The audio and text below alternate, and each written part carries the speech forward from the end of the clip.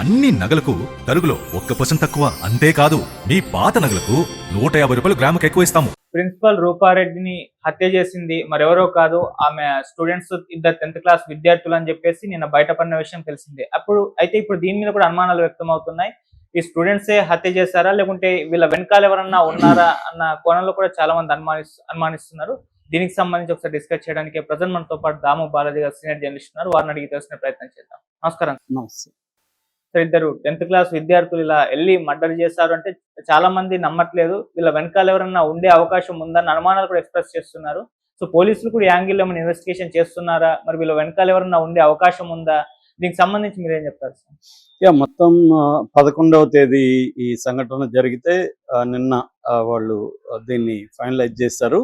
అంటే దాదాపు వీళ్ళకి లేట్ అవ్వడానికి కారణం ఏంటంటే విద్యార్థులు మధ్యలో స్కూల్ హాలిడే ఇచ్చారు. అందువల్ల విద్యార్థుల మీద వాళ్ళకి అనుమానం వచ్చినా కూడా ఎవరు చేసుంటారు అన్న దగ్గర వాళ్ళకి క్లారిటీ రాలేదు. రెండోది మీ లలిత వారి ఆషాఢం శ్రావణం ఆఫర్. అన్ని నగలకు తరుగులో 1% తక్కువ. అంతేకాదు మీ పాత నగలకు 150 రూపాయలు గ్రాముకు ఎక్కువ ఇస్తాము. రెండింటినీ కలిపితే నగ ధరలో 2% కన్నా ఎక్కువే సేవ్ చేస్తారు. అసలే మీ లలితలో తరుగు చాలా చాలా తక్కువ.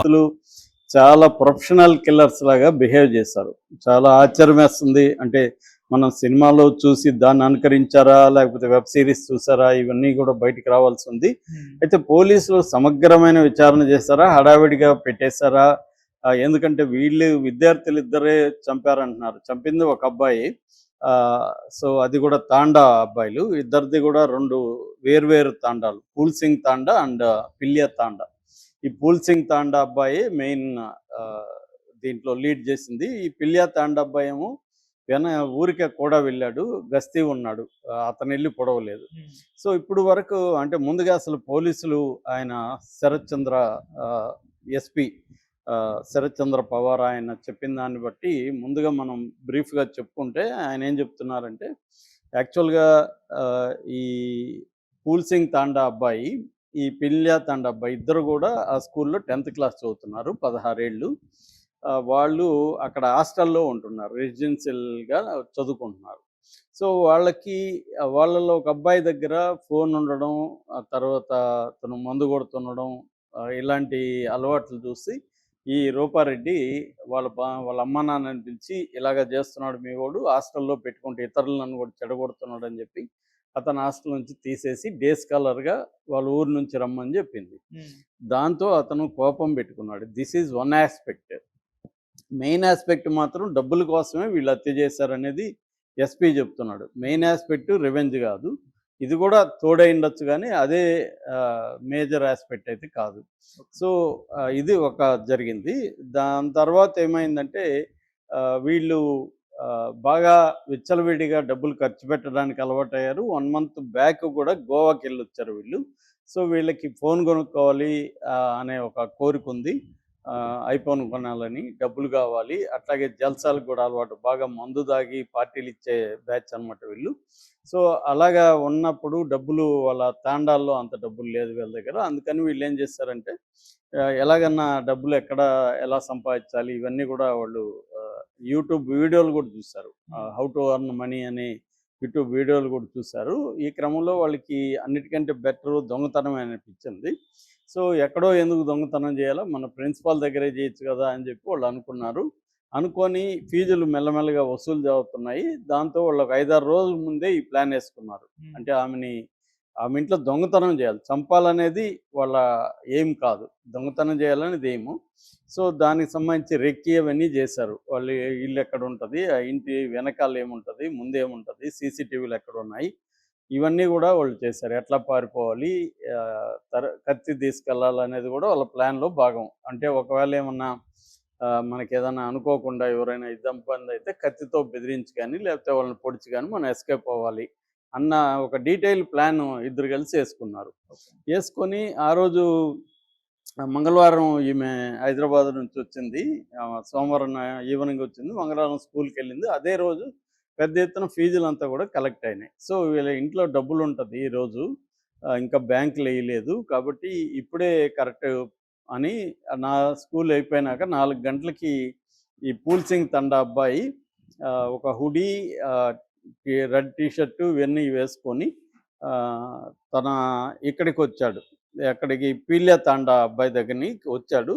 ఆ, వచ్చి ఇక్కడ నుంచి వీళ్ళు ఏం చేశారంటే ఒక కత్తి, గ్లోవ్స్ ఇవి కొన్నారు. ఆ అబ్బాయి పూల్ సింగ్ తాండా అబ్బాయి వస్తున్న మాస్క్ కూడా తెచ్చుకున్నాడు. సో వీళ్ళు కత్తి, గ్లోవ్స్, అంటే గ్లోవ్స్ ఎందుకంటే అక్కడ ఏమన్నా రేపొద్దున ఆ, చేతి ముద్రలు, వేలు ముద్రలు పడకుండా గ్లోవ్స్ కూడా వేసుకున్నారు. అంటే ఇదంతా కూడా వెరీ ఆర్గనైజ్డ్గా చేశారు. మామూలుగా పోలీసులు 48 గంటల లోపలే పట్టుకుంటుంటారు. అలాంటిది దాదాపు 8-9 డేస్ పట్టిందంటే ప్రధాన కారణం ఏంటంటే వీళ్ళు ప్రొఫెషనలిజం. సో ఇలా చేసి వీళ్ళు వెళ్ళారు. వెళ్ళి ఈ పూల్ సింగ్ తాండా అబ్బాయి ఏమో లోపలికి కిచెన్ ద్వారా వెనక నుంచి వెళ్ళడం, ఈ పిల్య తాండా అబ్బాయి ఏమో అక్కడ ఒక గస్తీలాగా కాపలా ఉండడం బయట. ఇది వాళ్ళ ప్లాన్. సో వెళ్ళి డబ్బులు తీసుకోవడానికి వెళ్ళినప్పుడు ఆమె మాస్క్ ఇతంది, ఆ దూకి పోయేటప్పటికి మాస్క్ పడిపోయింది. అది ఆమె గుర్తుపట్టింది, బాబు అనింది. సో దాంతో ఇతను ఇమీడియట్గా ఆమెని గొంతులో పొడిచాడు అనమాట. సో పొడిచేసరికి ఇంకా ఆమె అంటే గుర్తుపడితే చెప్పేస్తుందని పొడిచాడు. దాంతో ఆమె పడిపోయింది. ఈ లోపల డబ్బులు తీసుకున్నారు. డబ్బులు తీసుకొని మళ్ళీ ఆమె కదులుతోంది. మళ్ళీ ఏమన్నా ఆమె చెప్పేస్తుందేమో అని మళ్ళీ ఇంకా 27 కత్తిపోట్లు ఇంకా ఆమె చనిపోవాలని ఇంకా విచ్చలవిడిగా పొడిచేశాడు. దాని తర్వాత డబ్బులు తీసుకున్నారు. 2.5 లక్ష డబ్బులు ఉంటే 2.5 లక్షల డబ్బులు తీసుకున్నారు.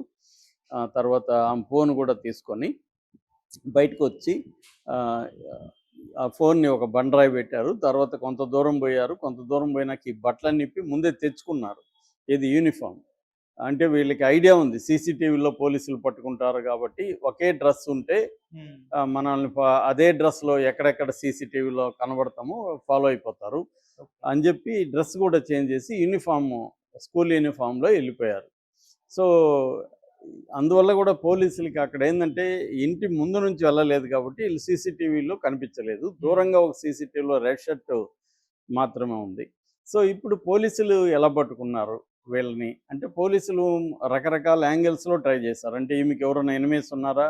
ఎందుకంటే వీళ్ళ హస్బెండ్ వ్యాపారం చేస్తున్నాడు, రియల్ ఎస్టేట్ చేస్తున్నాడు కాబట్టి వాళ్ళకి ఏమైనా ఎనిమీస్ ఉన్నారా? అప్పులు ఇచ్చిన వాళ్ళు కానీ అప్పులు తీసుకున్న వాళ్ళు ఉన్నారా? భాగస్వాములు ఎవరైనా ఉన్నారా? వాళ్ళతో గొడవలు ఉన్నాయా? బంధువుల మధ్య ఏమైనా ప్రాబ్లమ్స్ ఉన్నాయా? ఆస్తి వివాదాలు ఉన్నాయా? భర్తకి భార్యకి మధ్య ఏమైనా ఇష్యూస్ ఉన్నాయా? ఇవన్నీ పరిశీలించారు. దానికి కూడా టైం పట్టింది. అలాగే దాదాపు 70 సీసీటీవీలని పరిశీలించారు. సో వీళ్ళకి ప్రధానంగా 2 క్లూస్ వీళ్ళకి దొరికాయి. ఒకటి, ఈమె చివరి కాల్ వచ్చి చిన్నమ్మ అనే ఆవిడికి కాల్ చేసింది, వాళ్ళ చిన్నమ్మకి. ఆ చిన్నమ్మ కాల్లో ఏం మాట్లాడింది అన్నప్పుడు చివరిలో బాబు అనింది, కట్ అయిపోయింది ఫోన్ అనేది ఆమె చెప్పింది. అంటే బాబు అనగానే వీడు పొడిచాడు, పొడవగానే అది ఆ ఫోను ఇదైపోయింది. సో దాంతో వీళ్ళు బాబు అని అనిందంటే అంటే ఆమె ఎవరో వచ్చితే బాబు అంటారు కదా, అలాగే అనింది సడన్గా. అనేసరికి బాబు అనే ఎవరిని అంటుంది ఈమె, ఎవరన్నా బాబు అనే పేరు వ్యక్తి ఉన్నారా అనేది వాళ్ళ హస్బెండ్ని వాళ్ళందరినీ విచారించారు, స్కూల్లో టీచర్స్ని. ఎవరు లేదు, మామూలుగా స్కూల్ స్టూడెంట్స్ని కూడా ఆమె బాబు అనే పిలుస్తుంది అనేది స్కూల్లో చెప్పారు. సో అట్లయితే స్కూల్ స్టూడెంట్స్ని కూడా మనం విచారిద్దాము అనేది అనుకున్నారు. ఈ లోపల మండే వరకు హాలిడే ఇచ్చారు. మండే ఓపెన్ చేశారు. ఓపెన్ చేసినాక వీళ్ళు ఈ 1-2 రోజులు స్కూల్కి రాని వాళ్ళు ఎవరెవరు ఉన్నారు అనేది చూసుకుంటే బిగినింగ్లో 13 మంది స్కూల్కి ఆబ్సెంట్ ఉన్నారు.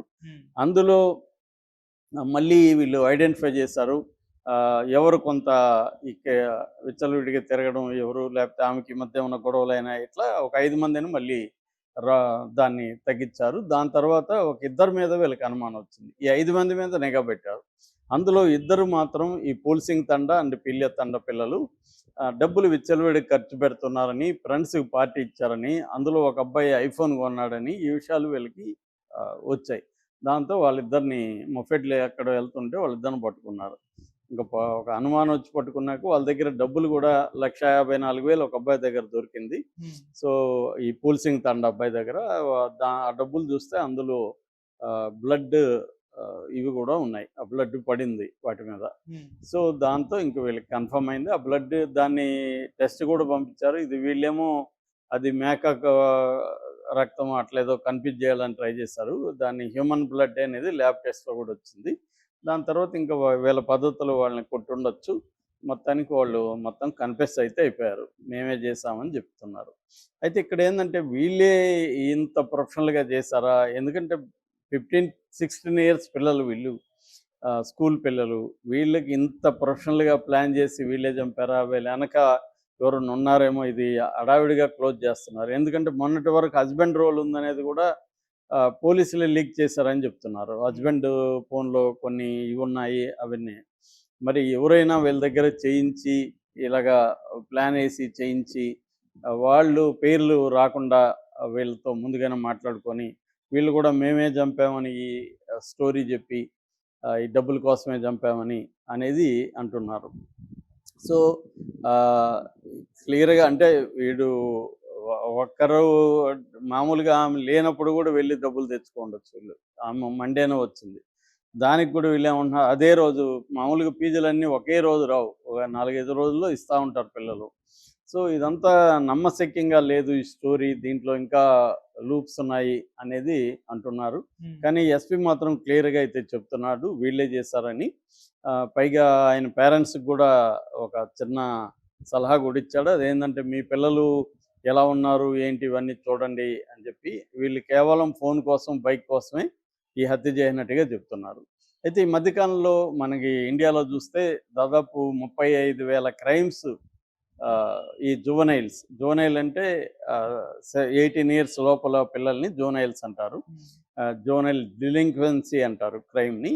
సో 35,000 క్రైమ్స్ జరుగుతున్నాయి. అందులో 1000 హత్యలు జరుగుతున్నాయి. 1000 రేపులు జరుగుతున్నాయి. 1500 అటెంప్ట్ మర్డర్‌లు జరుగుతున్నాయన్నమాట. సో మనమే ఈరోజే మొత్తం 3 స్టోరీలు చెప్పుకుంటున్నాం జువనైల్ క్రైమ్స్. సో ఈ మధ్య కాలంలో మన హైదరాబాద్‌లో కూడా ఆ మధ్య ఒక అమ్మాయిని పక్కింటి అమ్మాయిని చంపేసింది. అప్పుడు కూడా చాలా పెద్ద వైరల్ అయింది. వెంకట అనుకుంటా అబ్బాయి పేరు. సో ఇలాగా పిల్లలు కూడా క్రైమ్ చేయడం అనేది బాగానే పెరుగుతుంది దేశంలో. 2023కి 2024కి 11.2% వీళ్ళ క్రైమ్స్ పెరిగాయి. అది మామూలు విషయం కాదు. 10, 12, 11% పెరిగిందంటే క్రైమ్స్. పిల్లలు క్రైమ్స్ చేయడం అనేది బాగా పెరుగుతుంది. దానికి ఇంకొక కారణం ఏంటంటే వీళ్ళని అడల్ట్స్‌గా ట్రీట్ చేసి వీళ్ళకి ఉరిశిక్షలు వేయరు. వీళ్ళని జువెనైల్ జస్టిస్ యాక్ట్ ఉంటుంది 2015. ఆ యాక్ట్ కింద విచారిస్తారు. జువెనైల్ జస్టిస్ బోర్డు ఉంటుంది. దాని తర్వాత వీళ్ళ జువెనైల్ హోమ్స్‌కి పంపిస్తారు. కాబట్టి సీరియస్‌గా మనకి జైలు శిక్ష పడదనేది ఆ పిల్లల్లో కూడా ఉంటుంది. అందుకని ఇప్పుడు ఆ చట్టాన్ని మార్చమని కూడా వస్తున్నాయి. అంటే కనీసం 16 ఏళ్ళు చేయండి అని. ఎక్కువగా 77% క్రైమ్స్ 16 నుంచి 18 ఏజ్ గ్రూప్‌లోనే చేస్తున్నారు. అందుకని దాన్ని 16కి తగ్గించేస్తే వాళ్ళని కూడా అడల్ట్స్‌గా చెప్తే ఇంకొంత క్రైమ్ తగ్గే అవకాశం ఉందనేది చాలామంది ఒత్తిడి చేస్తున్నారు. ఇప్పుడు ఈ కేసులో కూడా రూపారెడ్డి కేసులో కామెంట్లు చూస్తే కూడా వీళ్ళని హంతకులుగానే అంటే అడల్ట్స్ కానీ పరిగణించి వీళ్ళకి శిక్షలు వేయించాలి కానీ జువెనైల్ హోమ్‌లో పెట్టడం కరెక్ట్ కాదని చెప్తున్నారు. సో ఇది మారాలంటే సెంట్రల్ గవర్నమెంట్ మార్చాలి. ఇప్పటికైతే వీళ్ళిద్దరే చంపారనేది పోలీసులు అయితే నిర్ధారించారు. వీళ్ళ వెనక ఎవరన్నా ఉన్నారా అనే అనుమానం అయితే ప్రజల్లో ఉంది. Thank you.